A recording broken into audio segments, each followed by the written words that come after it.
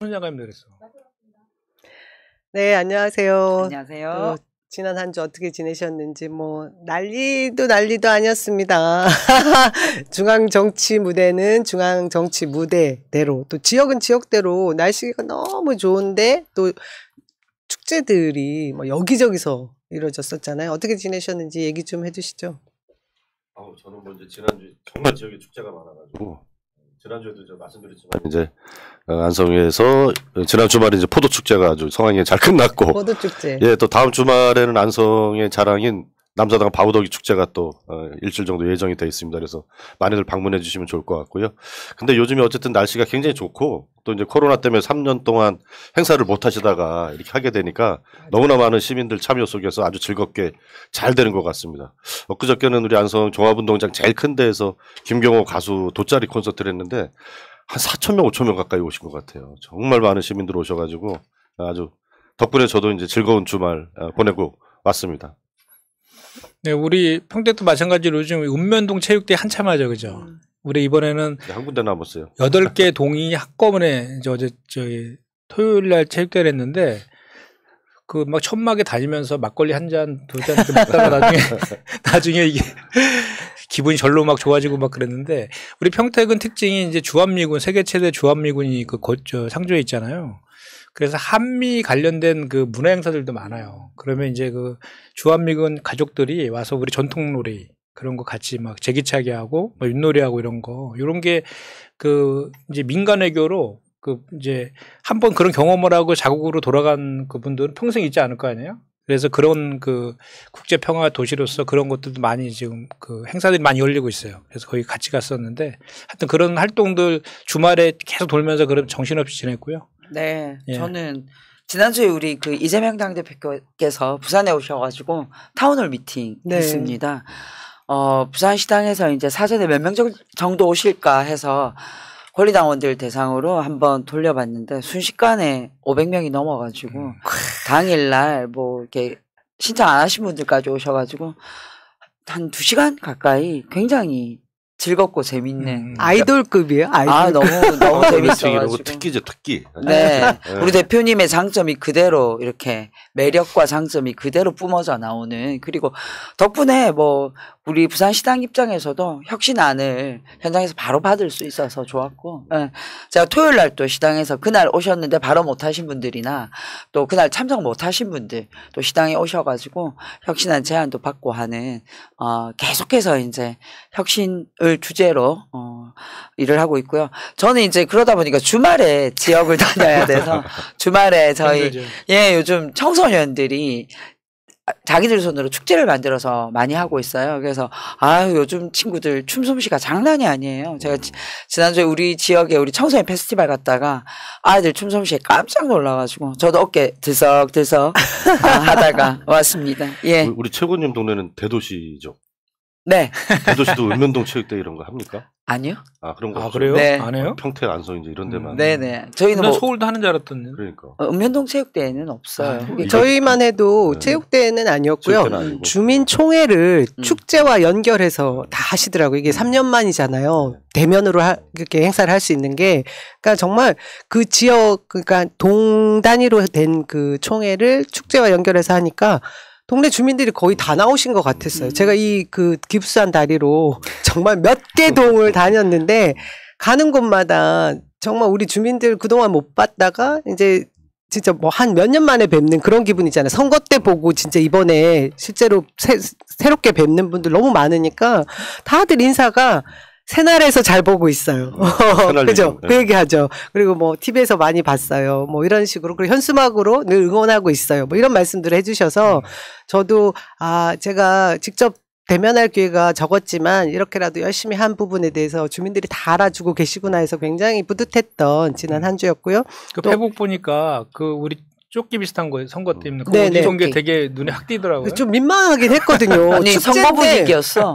축제인데 지역위원장 이름을 붙이고 간 이유가 제가 TV 화면으로는 이만해 보인다고 하는데 실제로는 좀 이렇게 더 그 화면보다는 좀 더 날씬하다고 해야 되나? 그래서 실물하고 매치를 못 시키시는 분이 많으시거든요. 아무래도. 난 위치올고 지역에서. 선거하는 줄 알았어.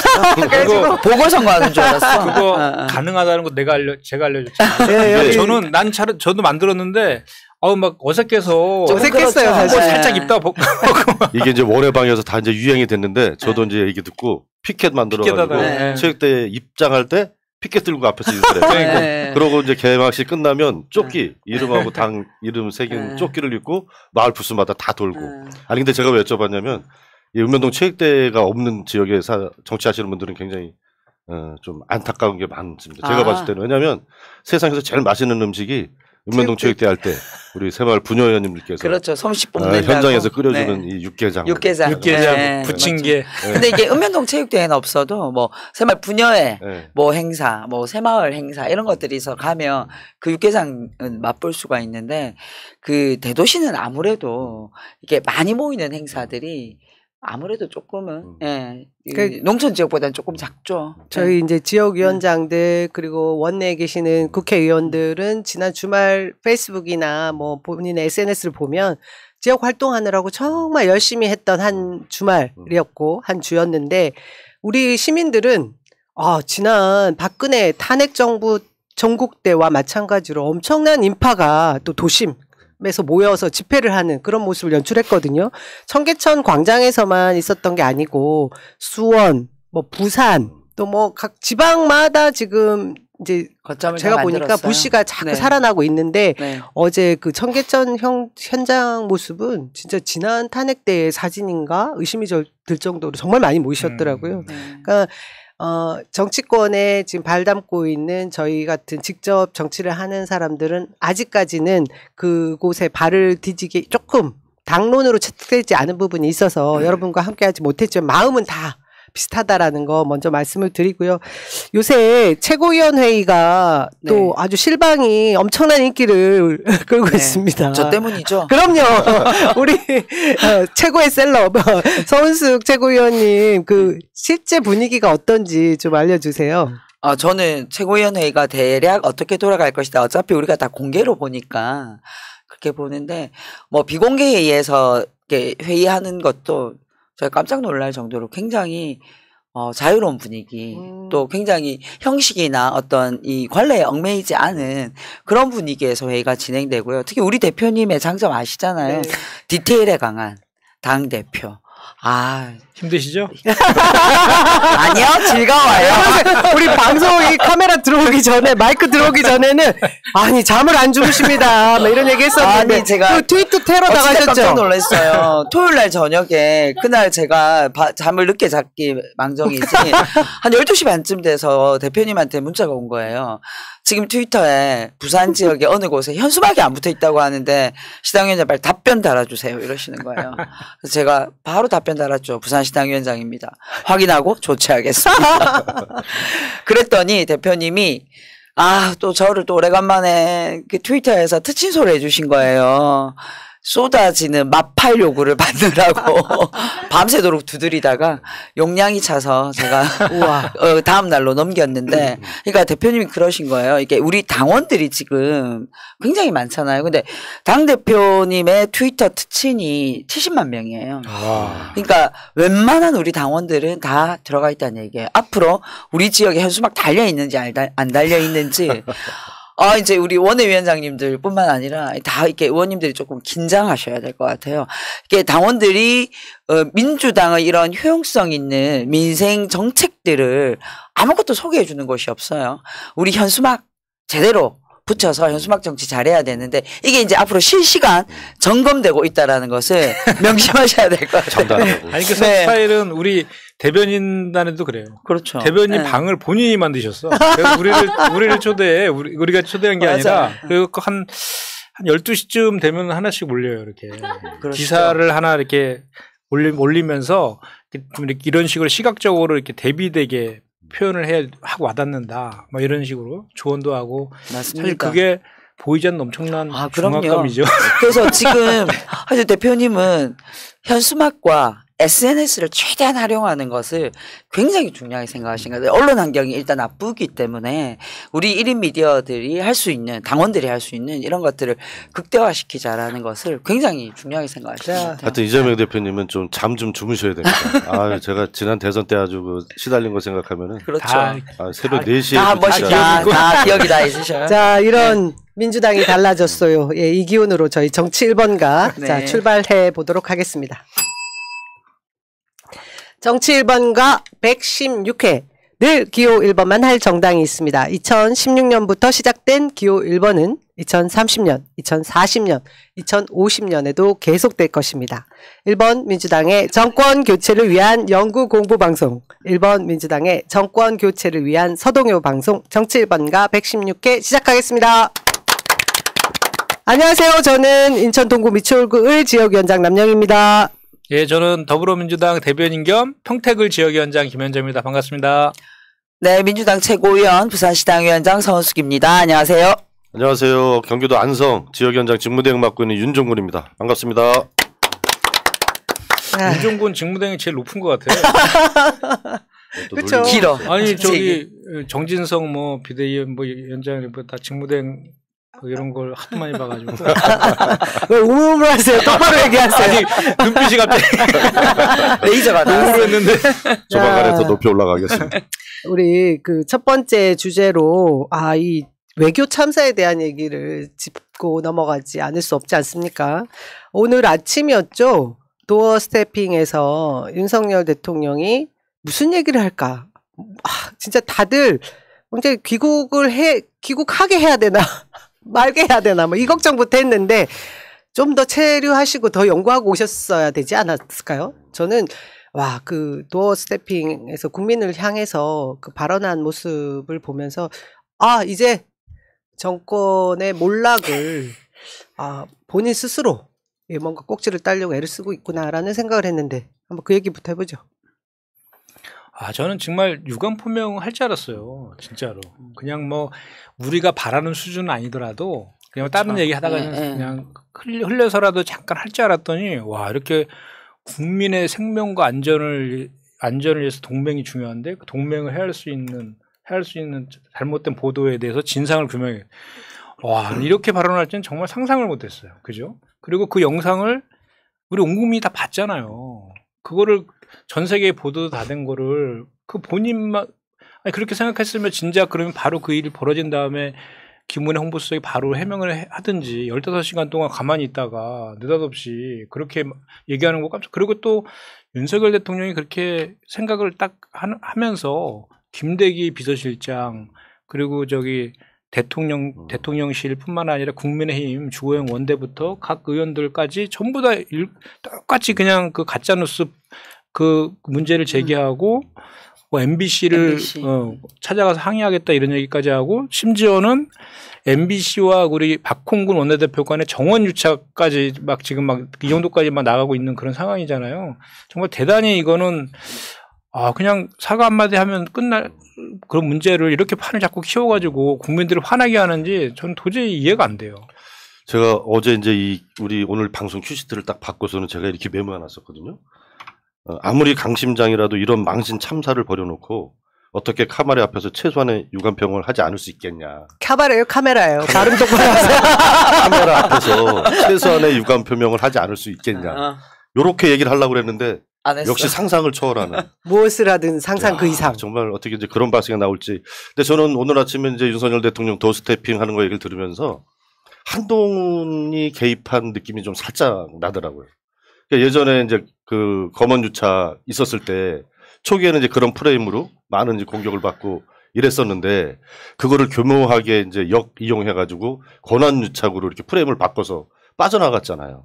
그래서 이번에도 보면서 본인이 이제 사과하고 유감 표명하면은 쉽게 끝날 수 있는 문제인데 이거를 이제 MBC 언론 문제로 이제 전환시키면서 완전히 이제 새로운 국면으로 만들려고 하는데 이미 그 음성 파일을 들은 수천만 국민들이 여러 번 저도 한 30번은 들은 것 같아요. 오늘 또 조경태 의원이 또 바이든 아니라 그래가지고 또 들어봤어요. 오늘. 근데 이 청각에 지난번에 이제 김학의 사건을 하면서 전 국민의 시력 테스트를 하더니 이번에는 또 전 국민의 청력 테스트를 하고 있는 것 같아요. 근데 진실과 팩트가 너무나 분명하기 때문에 빠져나갈 수 없다. 그리고 아까 남영 위원장 얘기한 것처럼 정말 좀 새로운 국면으로 좀 넘어가고 있지 않을까. 우리 국민들이 더 이상 이제 윤석열 대통령의 정말 대통령답지 않은 이런 거짓말 이런 것에 대해서 분노가 최대치로 올라가지 않을까 그런 생각이 듭니다. 네. 근데 그 국민의힘은 늘 정치를 하는 패턴이 비슷한 것 같아요.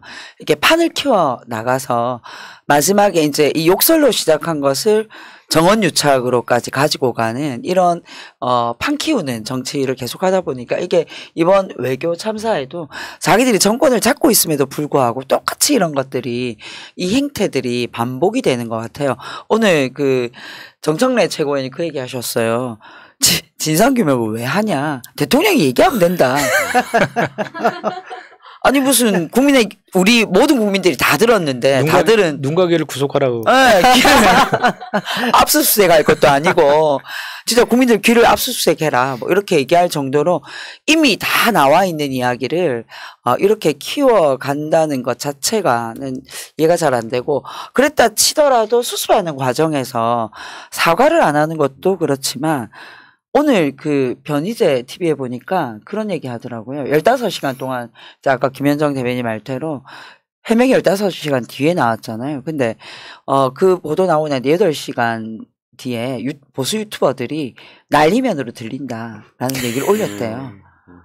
만약 이게 사실이라면 지금 우리 청와대가 대통령실이 보수 유튜버의 이런 의견을 받아서 운영되고 있는 곳이란 말인가요? 정녕? 그런 의심을 여러 군데서 그렇죠. 여러 번 했었어요. 네. 토론회 과정에서도 그 지금 뭐 현안들, 대한민국 현안들 그리고 외교 문제들에 대해서 사실과 전혀 다른 얘기를 극우 유튜버들이 하는 주장을 그대로 따라했던 게 윤석열 후보였습니다.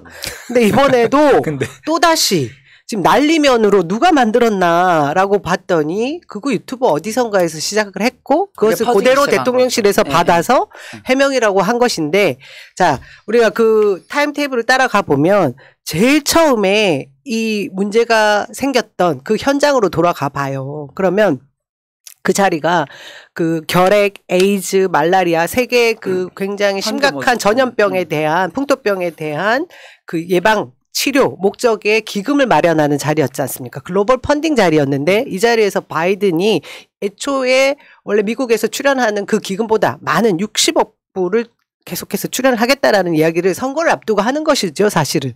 그리고 윤석열 그 대통령은 이 자리에 사실 초청되지도 못했는데 한미 정상회담을 한다라고는 해놓고 만날 틈이 없으니 여기서라도 얼굴을 보자. 얼굴을 맞대는 장면을 연출하고 싶어서 지금 800억 정도의 그 기금 출연을 예산안으로 올려둔 것 이상 플러스 알파로 1,400억 정도 1억 불을 기금 조성에 동참하겠다라는 얘기를 그 자리에서 합니다. 하고 내려오면서 쫄쫄쫄쫄 윤석열 대통령을 바이든을 쫓아다녀도 계속 노룩으로 패싱을 당하다가 48조 쇼츠 회담 그야말로 그걸 하고 내려오는 자리에서 제가 봐도 빈정상한 것 같았어요. 누가 봐도 알 수 있어요. 앞뒤 맥락을 보면. 그러면서 나온 막말과 그 비속어 그리고 말도 안 되는 상황이 연출된 것인데 이것을 실드 치는 첫 번째 과정 대통령실에서 곧바로 해명하지 못했습니다. 그렇죠. 이것이 그 직캠이죠. 옆에 있는 언론사 관계자들이 직캠으로 찍어서 동영상이 돌기 시작하니 대응을 한 것도 한 2-3시간, 3-4시간 이후였습니다. 근데 그 전에 그 직캠이 그러니까 이렇게 언론으로 전파되기 전에 우리 암암리에 전파되는 과정들 SNS를 통해서 그 과정에서 제가 볼 때 9시 30분 정도였는데 22일 날 그때 김은혜 대통령 그 홍보 수석이 공지를 하죠. 다들 입단속하는 그걸 했었습니다. 그리고 많이 돌았죠. 다 돌았어요. 그러니까 이런 외교적 문제가 될 수 있으니 그 사적인 발언을 논란을 일으켜 주지 않도록 해달라는 요청. 우선 그게 시발점이었고 두 번째 대응이 곧바로 이어진 것이 사적 대화를 가지고 외교 성과를 폄훼시키면 안 된다라는 유감 표명이 있었습니다. 그러고 15시간 이후에 나온 것이 난리면이고 이 새끼는 민주당이고 이 XX 이 녀석으로 바꿔서 얘기할게요. 우리 노딱 붙겠습니다. 그래서 이런 과정들을 보면 지금 오늘 대통령이 나와서 사과만 하고 넘어가도 부족할 정도의 일인데 뭐라고 했습니까? 진상 규명해야 된다. 제가 본 가장 최고의 댓글은 어떤 게 있었냐면요. 정말 똥은 누가 싸고 누구 보고 닦으라고 하느냐 이런 말까지 나올 지경입니다. 그러니까 좀 건전보수라고 하는 정치인들 있잖아요. 유승민 전 의원도 막말보다 거짓말이 더 큰 문제라고 했고 그렇죠. 그 장성철 그 보수 패널 있죠. 오늘 그 페이스북에 올렸더라고. 그만 좀 하라고. 나도 그 문자 받았다. 나도 9시 반에. 이제 그만 좀 하라고 이제 막 쪽팔려 죽겠다 이렇게 썼어요. 그 정도로 지금 이 문제에 대해서는 정말 우리 온 국민이 다 봤잖아요. 그리고 저는 일단 기본적으로 윤석열 대통령의 성격이 사과를 하는 거를 참지 못하는 것 같아요. 그러니까 검사로 계속 평생을 살아서 사과를 안 하는 것 같고 또 그렇게 일단 대통령의 태도가 정해지니까 거기에 따라서 일사불란하게 당하고 이제 대통령실에 따라하는 것 같은데 기본적으로 저는 이 그 욕설 파문과 관련해서는 좀 전에 우리 남영희 그 위원장이 얘기한 것처럼 그 상황적으로 봤을 때는 처음에 그 MBC에서 보도한 국회 EXX 정확하게 말씀드릴게요. 국회에서 이 녀석들이 XX 이 녀석들이 승인 안 해주면 바이든은 쪽팔려서 어떡하나 이거였습니다. 왜냐하면 그 글로벌 펀드 재정 공약 회의 자체가 바이든 대통령이 그 개최를 한 거고 그렇죠. 180억을 모금하는 목표로 해가지고 그 바이든이 이번 중간 선거에서 이기기 위해서 좀 이렇게 야심차게 준비한 그 저희 행사였어요. 그래서 180억 불 목표를 달성하는 것도 대단히 중요했고 또 하나는 이제 지지율을 만회하기 위해서 그 전에 반도체라든지 전기차라든지 바이오 산업까지 이제 자국 우선주의를 가서 지지율도 많이 회복시켜 놨잖아요. 그거에 더해서 이 행사를 통해서 더 올리려고 하는 의도가 있었던 행사였거든요.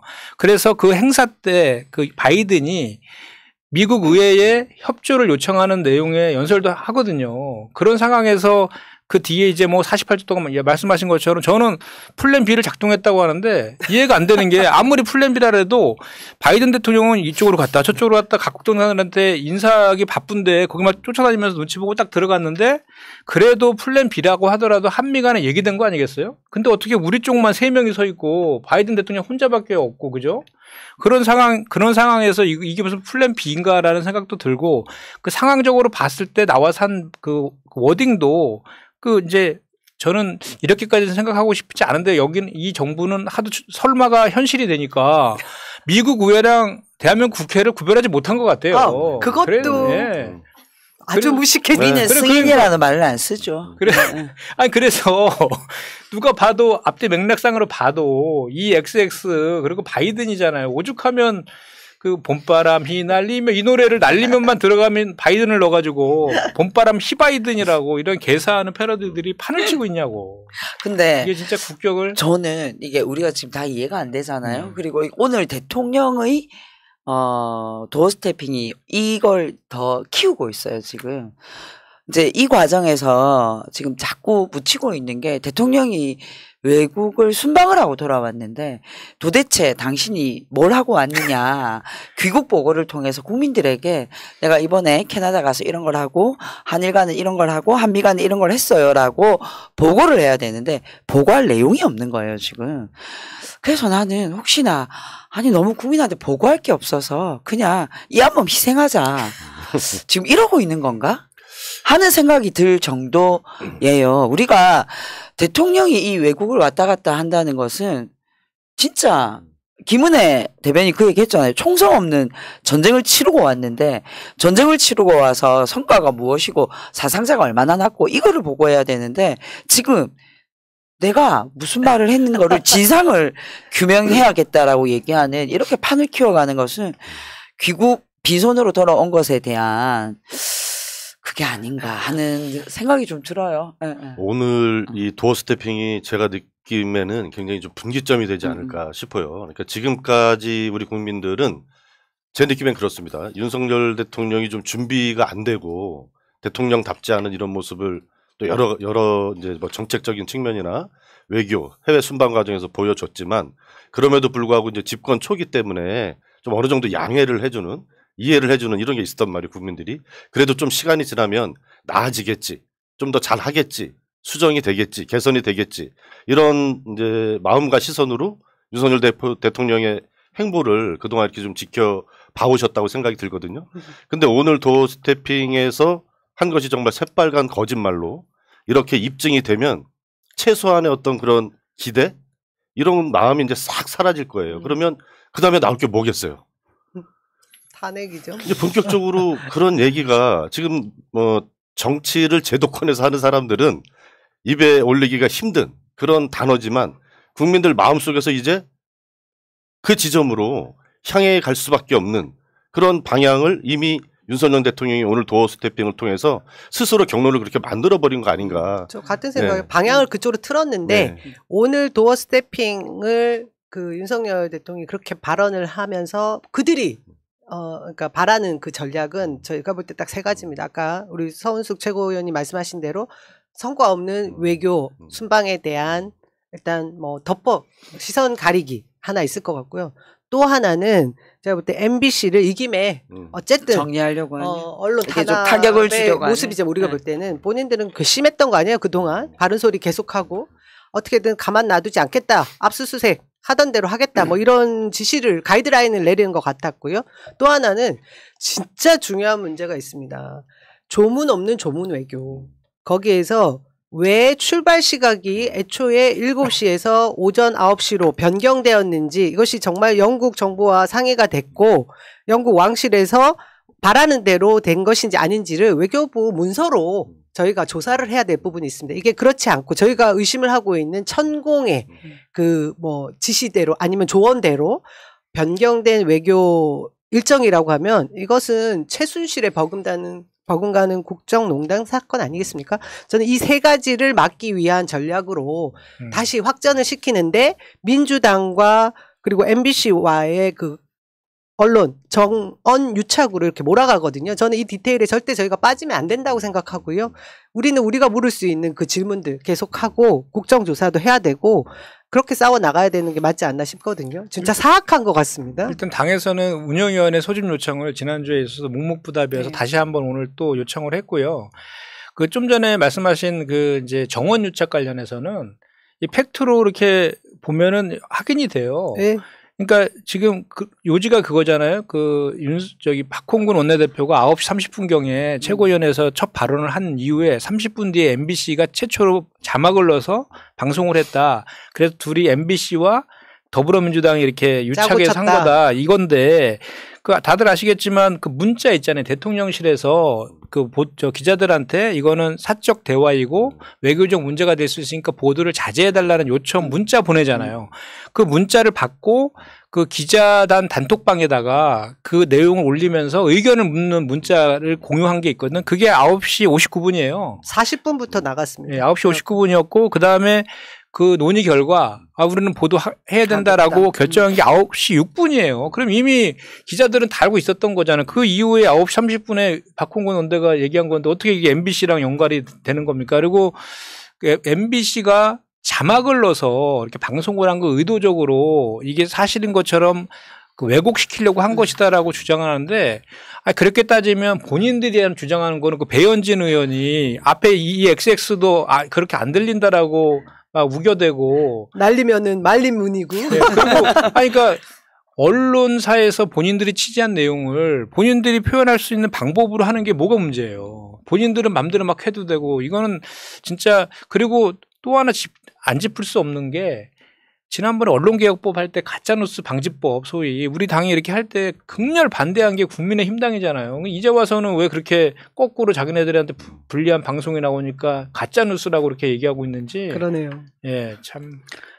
이 정원유착이라는 이 종착점의 프레임에 빠지지 말아야 될 것 같고, 제가 오늘 그 최고위원회 모두 발언하면서도 얘기했는데, 우리가 또 그 김추자의 거짓말이야라는 노래를 불러야 되는. 거짓말이야, 거짓말이야, 거짓말이야를 불러야 되는 이 불행한 사태를 물론 다른 것도 있지만 외교 문제를 가지고 이런 이 상황이 만들어졌다는 게 어떻게 보면 여야의 어떤 정쟁을 떠나서 국익 앞에 그동안은 가능한 한 여야가 없다라는 이런 명제로 이 선진국 반열까지 올라왔는데 이게 지금 국민하고 싸우려 들고 어거지 부리고 이러다가 국격이 떨어지게 생겼다는 게 제일 큰 문제인 것 같아요. 그러니까 이제 지난번에도 한번 말씀드렸던 것 같은데 정말 이제 국민의 한 사람으로서 안타까운 거죠. 그러니까 윤석열 정부를 뭐 지지하지는 않지만 국민의 한 사람으로서 이 새 정부가 출범하고 집권 초에 우리나라처럼 수출 무역이 중요한 이런 나라에서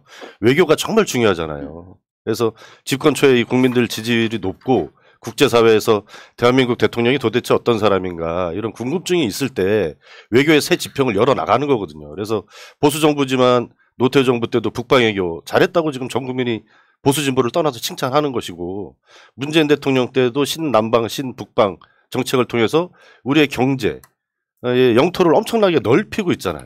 이 정말 중요한 시점이거든요. 그런 외교적인 성과를 이어받아서 윤석열 대통령도 비록 국민의힘 소속이지만 또 새로운 외교를 통해서 우리나라의 경제적인 또 국제사회에서 위상을 좀 한 단계 끌어올릴 수 있는 굉장히 절호의 찬스인데 해외 순방 나갈 때마다 이렇게 이제 헛발질만 하고 망신 외교를 하고 오니까 해외 순방이 아니라 국익 순장 외교를 하는 것 같아요. 순장. 그냥 가는 데마다 이제 국익을 오히려 땅에 떨어뜨리고 있는 이런 걸 하니까 국민들이 더 이상 이제 윤석열 대통령이 해외 나가는 거 그만 나갔으면 좋겠다. 차라리 그냥 안에서나 새는 바가지 됐으면 좋겠다. 이런 얘기까지 나오는 지경이잖아요. 그냥 이 상태를 유지라도 할 수 있게. 심각한 거는 한 가지 지금 성과 취임한 지 150일이 안 됐다. 142일. 정말 심각한 문제고요. 국내에서는 원래 윤석열 검찰총장이었던 그들이 했던 모습대로 사정정국으로 뭔가 입막음을 하겠다라는 시도는 할 수 있을 것 같습니다. 근데 지금 벌어지는 일은 전 세계인을 상대로 하는 거 아니겠어요? 지난번에 바이든에 대한 이 막말이 나가고 나니까 미국 내에 공화당 의원이 그런 말을 했어요. 헤이, 우리가 조롱을 해도 바이든 우리가 조롱할 거야. 너 가만히 있어. 이런 식의 얘기를 잘 지켜. 했거든요. 지금 이런 상황을 어떻게 막겠다는 겁니까? MBC 그리고 민주당만 탓한다고 막을 수가 없고요. 또 하나 민주당 169명의 국회의원들에게 이 XX 이 녀석이라고 하는 거 괜찮습니까? 이거 절대 간과해서는 안 됩니다. 이거 우리 대한민국의 그러니까 1600만 명 이재명 대표를 그 전에 대선 후보 때 지지했던 모든 어떤 국민들을 조롱한 거나 다름없고 그를 향해서 막말을 한 거나 다름이 없거든요. 저는 이 부분에서 사과를 꼭 받아내야 된다. 무조건 사과만 하면 돼요? 아니요. 사과도 받아내고요. 또 하나는 박진 외교부 장관 그리고 이 참사에 대한 홍보 수석의 대응도 완전 엉터리였고 전 세계인을 상대로 지금 거짓말을 하고 있는 것에 대한 문제를 삼아야 되기 때문에 그 해당되는 김태효 그리고 김성환 이 외교 안보 라인 전부 경질해야 된다고 봅니다. 외국 나갈 때마다 이렇게 참사가 일어나고 있는데 이거는 국익 우선이 아니라 지금 국익을 완전 해치고 있는 거잖아요. 이걸 그냥 둘 수 없지 않습니까? 그래서 지금 아마 외교부 장관 경질 그 해임한 요구가 답변 없으면 내일까지 내일 한 달 답변이 없으면 내일까지 우리 의원총회 개최해서 요구하는 것으로 가고 있는데 사실은 뭐 이 막말 아니었다 하더라도 이 순방의 결과나 그다음에 순방 과정의 어떤 스케줄의 문제나 그다음에 정상회담을 관리하는 문제나 이런 것들을 봤을 때 저는 굳이 막말이 없었다 하더라도 해임 건의안을 올려야 될 상황이지 않은가 하는 생각이 듭니다. 네. 근데 어찌 보면 또 본질적인 문제는 윤석열 대통령 본인 그 자체한테 있는 거잖아요. 그렇죠. 뭐 박진 장관이나 이런 사람들도 잘못이 크지만 윤석열 대통령 자체가 외교가 뭔지 정상회담이라는 게 뭔지 이런 거를 좀 제대로 알고 준비를 해야 된다. 좀 그런 생각이 듭니다. 저는 지금 윤석열 정부하고 국민의힘이 이렇게 가짜뉴스 프레임으로 이렇게 세게 강경 모드로 나오는 데는 다분히 의도가 있는 것 같아요. 그러니까 지금 너무 처참하잖아요.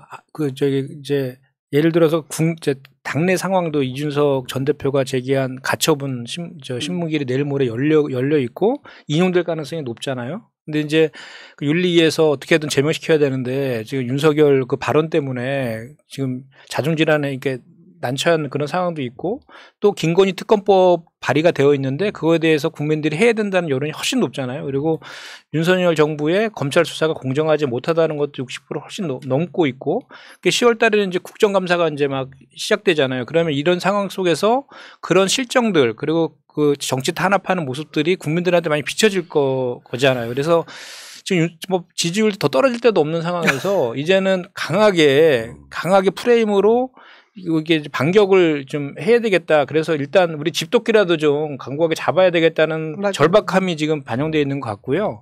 그렇지만 이제 그럼에도 불구하고 지금 요거 가지고 사실 영상이 다 나와 있는 팩트가 있는 거 가지고 아닌 것처럼 해서 국민한테 이렇게 하면서 이게 여론몰이 하는 것들은 이건 제가 봤던 역풍물 가능성이 훨씬 높잖아요. 그죠? 그래서 우리 그 닉슨 대통령의 워터게이트 사건이 연상되는 건 나만의 생각인지 모르겠어요. 모두의 생각입니다. 예. 우리 갑자기 생각난 건데 이준석 전 대표가 유엔 인권위에 제소한다 그랬잖아요. 요번에 우리 민주당 169명 이름으로 유엔에 우리도 제소를. 예. 우리 국회의원 169명. 명예훼손으로. 그럼요. 국민들의 선택으로 뽑힌 사람들인데 이거를 XXL하고 국제 무대에. 근데 그거를 엄청난 명예훼손이죠. 아니 여당의 그 대통령실의 대변인이었죠. 홍보수석이 직접 이것은 민주당을 향한 겁니다. 이건 민주당에게 한 말입니다를 국회도 아니고. 눈도 깜짝 안 하고 얘기한다는 거죠. 국회를 해버리면 국회를 모독한 게 돼버리니까 자기들 딴에는 민주당을 향한 발언이다라고 이렇게 얘기하는 것 자체가 정말 이건 있을 수 없는 저희 파트너로서 이게 전혀 이게 안중에도 없다는 얘기예요. 이동시켜서 내부 싸움으로 만들고 싶어 하는 거고요. 이쪽 그 팩트 규명으로 나가면 언론과 검찰이 막아줄 거라는 자신감을 가지고 있어서 이런 일을 지금 일으키는 것 같은데 우리 국민들을 그리고 전 세계인을 너무 개돼지로 하는 그렇죠. 거다. 결론은 그거고요. 저는 제가 지난 그 청와대 이전이 첫 번째 이번 정부의 가장 큰 실정이었고 영빈관을 새로 짓는 예산안 878억 원을 살짝 밀어넣었던 것이 주유소에 라이터를 던진 격이었다라고 하면 이 오늘 아침에 했던 윤석열 대통령의 거짓말은 기름을 부었어. 앞으로 이제 되돌릴 수 없는 엄청난 변곡점이 될 것이다. 그렇게 진짜 저는 확신이 들고요. 더 늦기 전에 사과하고 지금 뭐 압수수색이든 뭐든 경찰에서 고소고발하고 있는 이런 상황들 빨리 칼 집어넣어야 됩니다. 호미로 막을 것을 지금 가래로도 못 막고 있는 이 상황 정리해야 될 것 같고요. 국민의힘에서 날리면인지 말리면인지 뭐 지금 귀 청력 안 좋은 사람들 빨리 본인들도 했던 말 집어 담아 삼켜야 됩니다. 그 영상 조회수가 박근혜 탄핵 당시보다 훨씬 더 많이 조회수가 올라갔대요 지금. 저는 이번에 보면서 이번 사건이 국민의힘 내부의 어떤 분화, 세력 분화 이런 거를 아주 가속화시키는 그 계기가 될 거다 또 이런 생각 한편으로 좀 해보거든요. 그동안은 이제 윤석열 맹종파들만 이제 득세를 했잖아요. 윤핵관으로 대표되는. 그리고 이제 국민의힘에도 보면 윤석열을 직시하고자 하는 사람들도 있어요. 뭐 홍준표나 뭐 또 조경태, 조혜진 뭐 이런 사람들. 유승민은 윤석열을 좀 적대하는 세력이죠. 네네. 이준석과 유승민 또 국바세 이런 사람들. 그래서 이 세 세력 간에 그동안에는 힘의 우위가 윤핵관을 중심으로 한 맹성파들이 어쨌든 주도권을 잡고 있었는데 얼마 전에 있었던 이제 원내대표 선거에서도 상상하지 못했던 결과가 나온 거잖아요. 그러면서 지금 급격하게 윤석열의 적대적인 혹은 최소한 중립적인 위치에서 윤석열의 잘잘못을 직시해야 된다라고 하는 사람들 쪽으로 힘의 균형이 급격하게 옮겨가지 않을까. 그렇게 되면 이제 이것이 내년 이제 상반기 올해 정기국회 끝나면 정치권의 시계는 급격하게 이제 총선 모드로 이제 전환되는 거지 않습니까? 그러면 이제 힘의 우위가 그쪽으로 쏠려가고 그러면 윤석열 정부의 힘 이런 것들이 급격하게 빠지지 않을까. 그런 생각이 듭니다. 민심의 바다에 물이 차오르면 배를 뒤집어 엎습니다. 이야기는 여기까지 정리하고 마지막 민주당 얘기하죠. 조금만 얘기하면 참 한심한 게 자기들의 내분이나 어떤 정치적 목적을 외교를 이용한다는 것 자체가 참 한심한. 그러니까 이 정권을 운영할 만한 능력이나 그게 준비가 안 돼 있는. 전형적인 아마추어를 임을 보여주는 것 같아요. 무능 그 자체죠. 설마가 다 현실이 됐다. 네, 맞습니다. 예, 우리 유능한 민주당으로 넘어가죠. 종쳤어? 예. 뭐 무능을 아니 그들이 일부러 외교를 이용한 게 아니라 아니 외교를 제대로 못해서 그냥 일어난 현상들인 거예요. 준비도 되어 있지 않을 뿐더러 그렇게 생각합시다. 네, 아무런 네. 준비도 되어 있지 않지만 실력 자체도 없고 그리고 거짓말로 계속해서 성과를 포장하려다 보니까 사건이 자꾸 맞아. 커지는 거다. 맞아요. 그것이 결국 조국 국익을 건이다. 해친다. 그런 반면 민주당은 정기국회에서 정말 그 유능한 민주당의 그 이기는 민주당의 모습을 갖춰 나가겠다 이렇게 지금 결의를 다지고 있지 않습니까? 그 부분 우리 짚고 넘어가죠. 우선 핵심 과제에 대해서 처음에 22개 법안에서 또 압축을 했습니다. 더 집중하자 해서 7개 법안. 뭐가 있는지 좀 얘기 좀 해주십시오. 일단은 기초연금 확대법, 네. 또 아동수당 네. 확대법이죠. 여기에 이제 출산보육수당까지도 함께 이렇게 확대하는 게 있고요. 가계부채대책 3법, 그리고 불법사채 금지법, 그리고 제일 중요한 요즘 한참 이 농민들이 가장 관심 많이 가지시는 쌀값 정상화법, 그리고 납품단가 연동제법, 그리고 또 중점 과제가 될 것 같은데요. 노란봉투법. 요 7가지가 지금 중점 우선 과제로 나와 있는데 우리 요 한 분씩 돌아가시면서 말씀하시면 요즘에 되겠네요. 요 중에서 딱 한 개가 지금 여야가 공통되죠. 납품 단가 연동제. 그 어제 당정협의했죠. 네. 아니 왜 일요일 날 갑자기 이렇게 총리 공간에서 갑자기 이렇게 그림을 그것도- 만들어냈어요. 예, 그러니까- 국회의원님이. 그러니까 이제 돌아오면 이 비판 여론이 엄청 드셀 거라는 걸 예상하고 그 민생 당정협의 통해서 10개죠. 10개 민생 법안 그거 가지고 이제 어떻게 좀 만회해 보려고 했던 것 같은데 그중에 납품 단가 연동제 하나는 우리 그 여야가 공통적인 것 같아요. 예. 나머지는 우리 양곡관리법은 우리 농촌에 사시는 예, 예. 우리 농촌에 사시는 도농복합 그 쌀값이 이제 요즘에 지역에서 이제 행사해도 이제 많은 분들이 얘기하시거든요. 근데 쌀값이 작년 대비해서 지금 얼마가 폭락했냐면 20kg 그 기준으로 작년 대비해서 거의 한 25% 정도 하락을 했어요. 네. 지금 현재 산지 쌀값이 47,000원대거든요.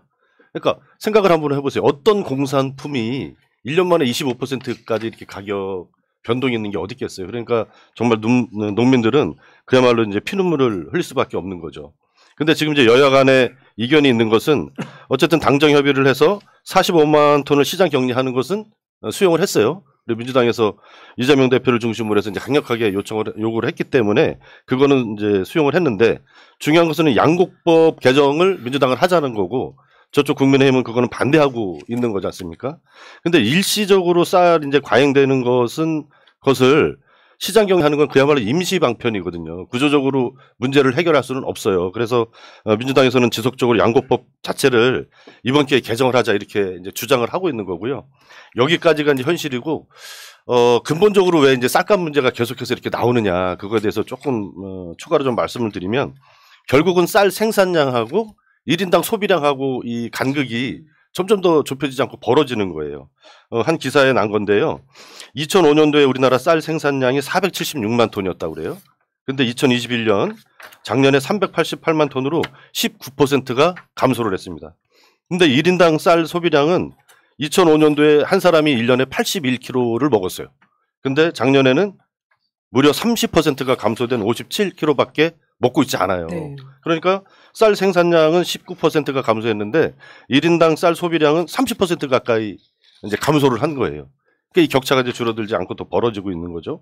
그래서 근본적으로 이런 쌀 소비량의 문제 이런 것을 해결하기 위해서는 양곡법 자체를 개정을 해야만 근본적으로 해결책이 될 수 있다. 이런 좀 말씀을 드리는 거고 조금 더 나가서 말씀을 드리면 우리나라 이제 쌀은 100%가 높습니다. 자급률이.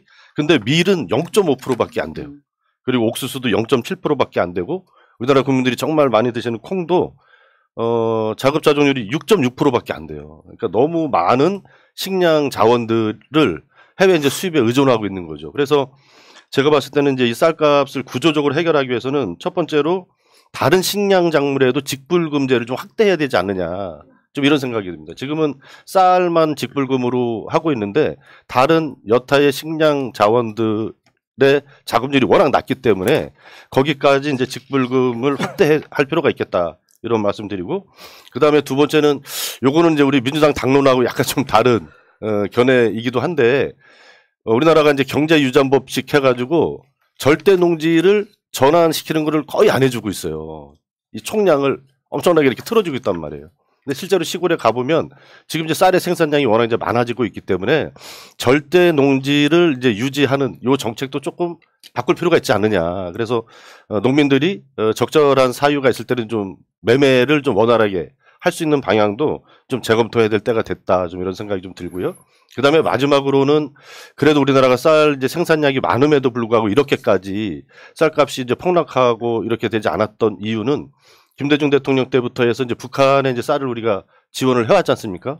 근데 지금 이제 남북 관계가 이제 탁 틀어막혀 있다 보니까 그쪽으로 정부가 공공 수매를 해서 북한에 지원해주고 이랬던 쌀 이 수장도 지금 이제 그렇게 해소를 할 수가 없기 때문에 점점 갈수록 이제 쌀값 문제가 심각해지고 있습니다. 그래서 뭔가 구조적으로 쌀값 문제를 안정화시키고 정상화시키기 위해서는 일시적인 시장 격리 조치만으로는 좀 불가능하고 양국법을 꼭 개정해야 된다라는 말씀을 드립니다. 45년 만에 최대 폭락했죠? 예. 네, 그렇죠. 지금 우리 시청자분 중에 까마님이라고 계신데 이분이 계속해서 이 바보들아 민주당은 환율을 가지고 얘기해 너희는 정치하지 말라고 하는데 환율을 민주당에서 어떻게 관리합니까? 정부에서 관리를 해야 되는데 하지 못해서 오늘 코스피가 완전 바닥났습니다.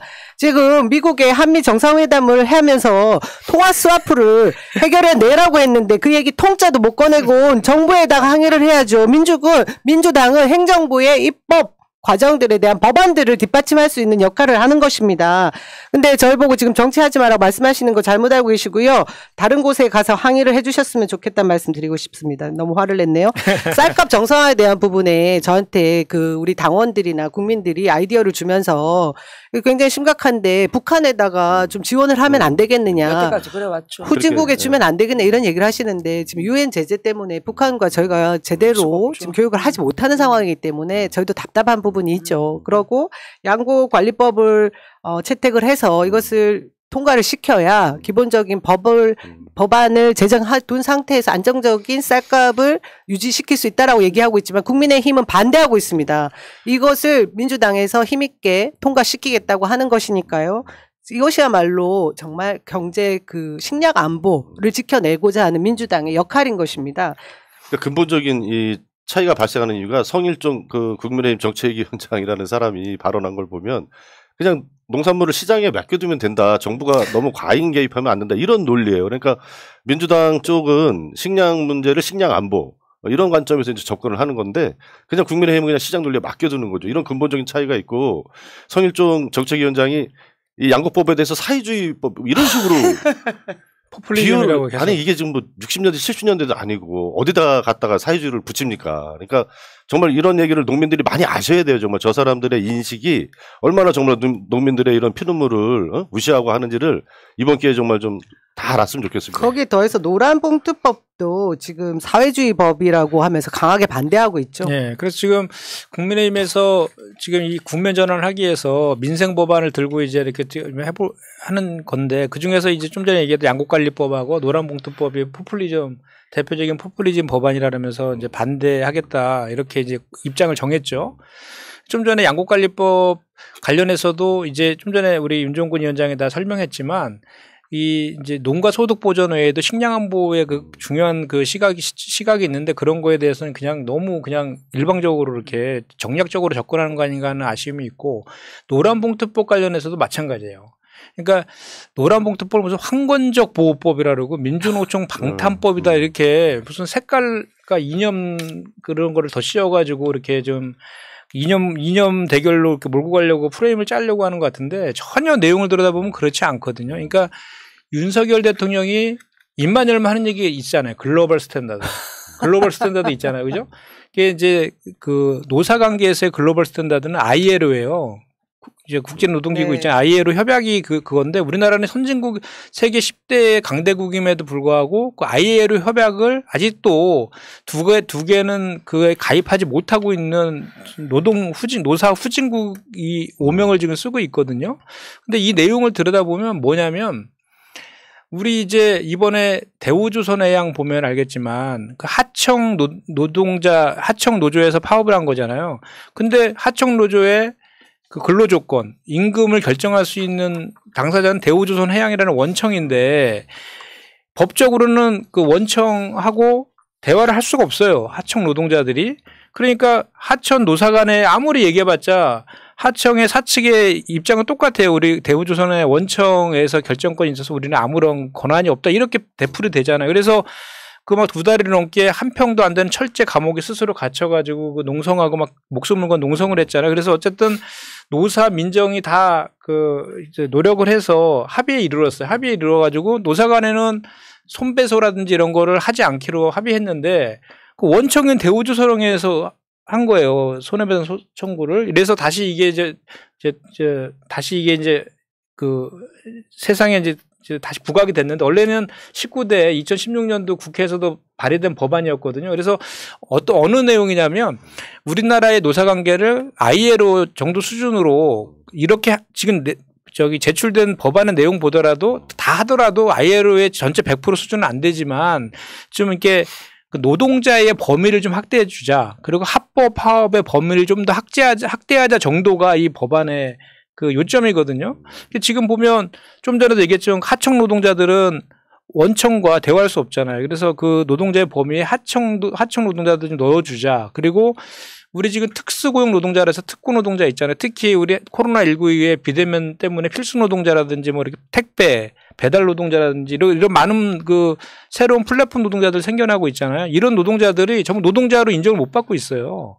이게 바뀐 시대적 변화에 따라서 이런 특고 노동자들도 사용자의 범위에 넣어달라. 여기 하나가 있고 또 하나는 우리가 지금 합법 파업의 범위가 너무 제한적으로 되어 있어요. 그래서 그거를 좀 국제 기준에 맞게 좀 더 넓히자라는 정도가 이 노란봉투법의 그 취지이거든요. 실제로 이 법안은 노동조합 노동관계 조정법이에요. 근데 이걸 무슨 항건적 보호법이라고 이렇게 규정하는지 모르겠어요. 그리고 그러면 윤석열 대통령이 글로벌 스탠다드 외치는 것은 결국 힘 있는 그 슈퍼 부자들이나 1% 초 부자들이나 뭐 법인이나 이런 경영진들만의 그 분야에서만 글로벌 스탠다드를 외치고 노동자들 같은 경우 예외냐 이런 비판을 하지 않을 수 없거든요. 그리고 아니 그 노동자들은 국민 아닙니까? 네, 그런 관점에서 이건 바라봐야 된다 이렇게 생각합니다. 제목을 노란봉투법으로. 네. 그러니까 이게 내용에 대한 어떤 그 문제 제기나 동의 여부 이런 것보다는 약간 이렇게 무조건 포퓰리즘 혹은 뭐 민주노총의 어떤 불법 이미지를 강화해서 이 민생 법안이 아니다 이렇게 좀 비껴가려고 하는 꼼수인 것 같아요, 네, 그렇죠? 저희가 그러니까 민주당이 중점 우선 과제로 잡은 7개의 법안 저희가 어쨌든 169석과 우호적인 야당 그 포함을 한 175석 이상의 그 국회의 힘으로 반드시 이번 정기국회 때 통과시켜야 될 것 같고요. 기초연금 확대법은 찬반 여론이 굉장히 많더라고요. 우리 민주당 지지자분들 사이에. 뭐냐? 첫 번째. 노인들 그만 잘해줘라. 그래 봤자 나중에 다 입원 찍는다. 저 그거 충분히 이해돼요.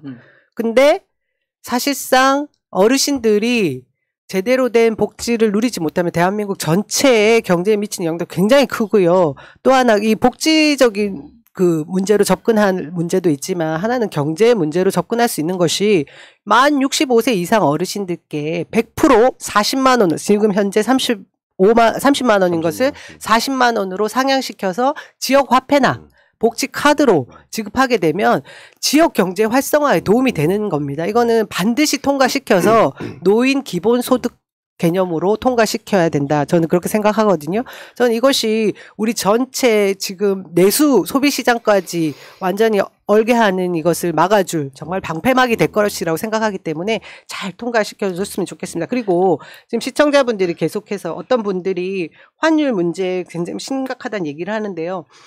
지금 제가 깜짝 놀란 게 보수 패널들 중에 그 얘기를 해. 이게 외생 변수다. 외생 변수 맞습니다. 우크라이나와 러시아 뭐 그 싸움, 뭐 전쟁을 통한 이후에 생긴 뭐 여러 가지 변수들, 그리고 미국에서 돈을 엄청나게 코로나 팬데믹 이후 찍어낸 그 달러의 뭐 유동성 뭐 이런 것 때문에 생긴 외생 변수는 맞는데 지금 우리 원화 가치와 비슷한 싱가포르, 캐나다, 호주 달러는 이렇지 않은 상황입니다. 그 변수로 대한민국에서 정치를 무엇을 했느냐, 행정부에서 어떻게 대응을 했느냐에 대해서 따져 물어야 될 상황이 왔습니다. 느닷없이 그 가입했던 IPEF, 인도태평양 경제 프레임워크 있었죠. 그리고 나토 가서 탈중국을 외쳤죠. 그런 다음에 중국과 수교 이후에 최초로 지난 22년 5월 이후로 저희가 대중국 무역 적자가 발생합니다. 그것이 지금까지 계속 누적되어 왔거든요. 이러면서 지금 방만했던 문재인 정부 시절의 그 경제 정책이 문제였다라고 얘기하는데 잠깐 돌아보세요. 저희가 이번 정부 들어오기 직전에 문재인 정부 말미에 우리 초과 예산, 초과 세금이 60조 원이었어요. 이걸 전 국민 재난지원금을 주느냐 마느냐 이거 가지고 굉장히 말이 많았는데 홍남기 기재부 장관이 막았었던 거 기억하실 거예요. 그리고 매해 그 어려운 팬데믹 상황에서도 문재인 정부는 흑자를 달성했습니다. 그리고 지금 3개월 만에 이번 정부가 들어온 3개월 만에 1인당 GDP가 6,000달러가 감소돼서 3만 불이 깨졌어요. 이 상황을 누구에게 책임을 물어야겠습니까? 그러니까 얼마나 보수라는 집단이 그렇게 무능하면 지금 집권 4개월도 되지 않은 5개월이 되지 않은 이 상황에서 이렇게 국가 경제를 말아먹고 있느냐. 이 부분에 대해서 따져야 합니다. 여러분 여기서 어설프게 민주당 무능한데 뭐 했느냐라고 하면 안 됩니다. 데이터와 지표가 있습니다. 네, 그리고 실제로 오늘 기준으로 환율이 1,430원까지 올랐고 주가도 최저점을 찍었어요, 오늘. 그런데 좀 전에 우리 남영희 위원장이 얘기한 것처럼 과거에 우리 금융위기 때 한미 간의 통화수합 600억에 오셨어요. 600억 불. 그렇게 체결해가지고 실제로 환율을 한 170원 정도 낮추는 그 효과를 봤거든요. 지금 이제 작년 말 기준으로 한미 간의 통화수합부 그 계약이 종료가 됐어요. 그래서 지금 그래서 통화수합부가 대단히 중요한 이번에 한미 간에 만났을 때 대단히 중요한 주제가 됐어야 되죠. 예. 근데 그거는 48초만 당장 급한 게 아니라고 추경호 부총리가 얘기하면서 뭐 실무 차원에서 얘기해도 된다 이런 식의 인식을 지금 갖고 있으니까 더 답답한 거죠. 좀 큰 얘기를 좀 해주셨는데 이건 정기국회 관련해서 조금 압축해서 좀 말씀드리고 싶은 게 있는데요. 그 현장에서 이렇게 국민들하고 시민들하고 대화를 나눠보면 가장 넓은 전선은 지역화폐인 것 같아요. 제가 이렇게 대화를 나눠보면 지역화폐 7천억 예산 삭감한 거에 대해서 전 세대가 분노합니다. 이 아이들도 썼었잖아요. 아이들도. 노인까지 다 어르신들도 다 쓰고 특히나 40대 50대 이제 주부 또 가장들은 10%까지 더 쓸 수 있는 거지 않습니까? 지역화폐가. 이거 예산을 7천억을 삭감한다는 거에 대해서는 정말 서민들의 이제 쌈짓돈처럼 돼 있단 말이에요. 이거에 대해서 분노치가 제일 높은 것 같아요. 그래서 우리 민주당을 지지하시는 분들은 이 윤석열 정부의 그 지역화폐 예산 7천억 삭감 이거에 대해서 주변 분들하고 많이 좀 얘기를 해주시면 좋을 것 같고 또 우리가 이제 아까도 이제 뭐 남영희 위원장도 얘기했지만 약한 지지층이 이제 어르신 세대인데 어르신 세대에서 지난주에도 우리 주제로 얘기를 했지만 공공형 일자리 6만 개 이제 없애고 또 경로당 난방비 5% 그 삭감한 거에 대해서 분노치가 굉장히 높아요. 어르신들도. 그 얘기만 하면 딱 어르신들도 막 국민의힘 욕하십니다. 그래서 이 새날 방송 듣고 있는 우리 지지자들께서 부모님한테 어르신들한테 윤석열 정부가 이런 정부다. 그렇게 지지해줬는데 일자리 이제 다 뺏어가고 제가 한번 따져봤어요. 6만 개를 줄이면 우리 안성에서는 몇 개가 줄어드나 따져보니까 300개가 줄어드는 거예요. 네. 안성에서 300개면 아침에 그 학교 앞에서 이거 하시는 분들 또 근로 하시는 분들 다 이제 못 보게 되는 거예요. 그분들은 어디 가서 최소한의 생계비를 받겠습니까? 그렇게 숫자로 얘기를 해드리니까 딱 이제 피부에 와닿으시는 것 같아요. 유엔총회 가서도 말은 그런 예산 다 줄여놓고 약자들을 위한 걸 예산을 뭐 하겠다라고 거짓말하고. 그래서 저는 이제 우리 지역에 현수막에다가 윤석열 대통령님 어르신들 것은 빼앗지 마세요. 이렇게 그냥 써가지고 붙이려고. 저도 똑같이 지금 준비하고 있습니다. 근데 이제 우리가 지금 우선 과제를 정해서 다양한 세대에게 가는 어떤 이 복지나 이런 것들을 지금 챙기고 이러고 있잖아요. 문제는 이제 이것을 시민들이 제대로 인지하지 못한 효용감을 느낄 수 있을 정도로까지 와닿지 못한다는 것과 그다음에 이제 언론이 어쨌든 편파적이기 때문에 이제 10월달 되면 국감 시작되고 예산철 들어갈 건데 이제 이게 앞으로 얼마나 민주당이 이런 주도권을 가지고 갈 수 있을까? 근데 이게 한계가 있거든요, 사실은. 그래서 우리가 가지고 있는 힘은 어쨌든 국회의 다수석이라는 것 것이다. 그래서 이 중에서 효용감을 높일 수 있도록 좀 밀어붙여야 된다. 예를 들면 뭐 양곡관리법 같은 경우에도 지금 소위에 어쨌든 우리가 밀어서 통과시켰잖아요. 그런 것처럼 이런 힘으로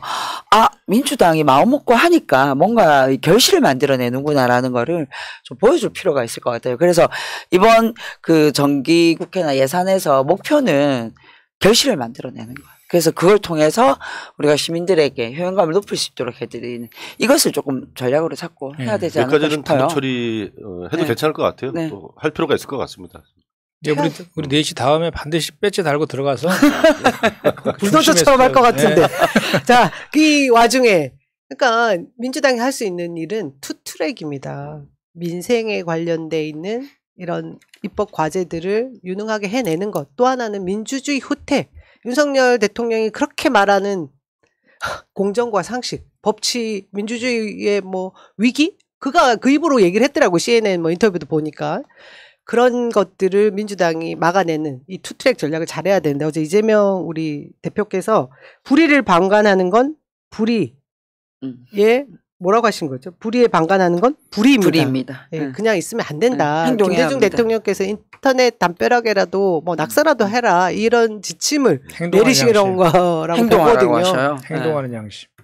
그래서 뭐 많은 분들이 민주당 뭐 말만 한다 뭐 이런 말씀하시는데요. 이 민심이 같이 모여서 쌓여져 가는 과정을 함께 하고 있는 겁니다. 그럴 때 나중에 제가 아까도 말씀드렸지만 민심의 바다에서 배를 뒤집어 엎을 수 있는 힘도 생기는 거거든요. 그냥 무턱대고 뭐 앞장서서 칼을 막 휘두르면 그 칼에 상대도 다치고 지금 휘두는 그 사람도 다치게 돼 있는 거지 않습니까? 그런 과정에 여러분들이 함께 해주고 계시는 거라 생각해 주시면 좋겠고요. 민주당 못한다라고 막 이렇게 뭐 말씀하시는 분들 계속 계시거든요.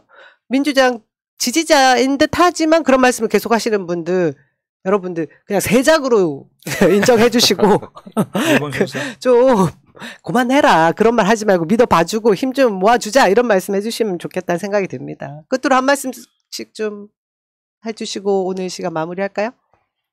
예, 이번에 정기국회가 이제 정말 재밌을 것 같은데 뭐가 터질지 정말 기대가 되는 정기국회입니다. 근데 정말 더 이상은 뭐가 안 터졌으면 좋겠고요.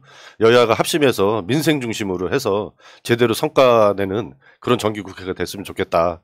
하여튼 저희들도 당에 그런 요구를 지속적으로 이렇게 하도록 하겠습니다. 네, 민주당이 민생 챙기니까 결국은 이제 당정 협의를 해서 민생 법안 10개를 뽑아내잖아요. 사실 이런 것들이 야당이 해야 될 역할입니다.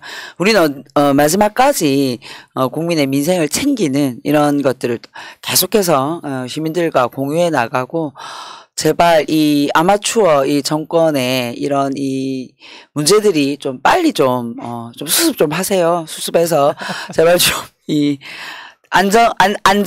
안정된 대한민국에서 좀 살아 보입시다. 예, 그랬으면 좋겠고요.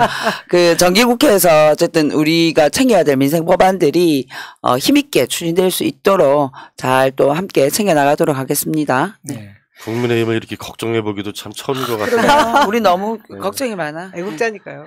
국회에서 국감이 대단히 중요한 시즌이잖아요.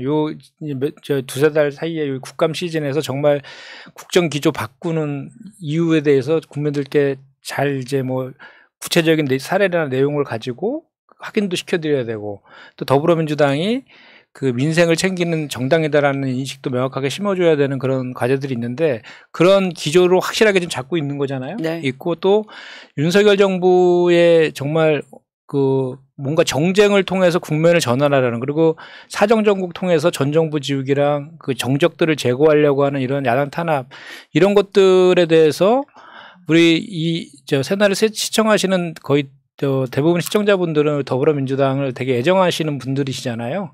그러니까 저희도 마찬가지지만 같이 우리 윤석열 정부에서 잘못한 거 그리고 우리 더불어민주당이 하고 있는 것들을 주변에 시민들하고 많이 좀 공유해 주셨으면 좋겠다. 그 당부 말씀 좀 드리고 저희도 열심히 하겠습니다. 저한테는 평택 김현정 유튜브 TV 구독 좋아요 얘기하라고 하고 본인 좋은 얘기만 하고 여러분 이 시간까지 많은 분들이 함께 해주셔서 너무 감사합니다. 새날이 있어서 얼마나 다행인지 모르겠습니다. 새날 좋아요 구독해서 빨리 70만 안에 들어오게 도와주시고요. 그리고 여기 있는 원외 지역위원장들 그 유튜브 재미없어도 구독, 좋아요, 알림 좀 부탁드릴게요. 네. 힘 나거든요. 평택 김현정 TV, 그리고 안성 윤종군 TV, 서은숙 TV, 남영희 TV, 예, 잘 부탁드립니다. 남영희 TV 엄청 올라갔대. 아이, 뭐 빠른 시간이네요. 역시 셀럽이라서. 네, 여러분 너무 감사합니다. 자, 오늘 정치 1번가 100년까지 하고 끝내도록 하죠. 예.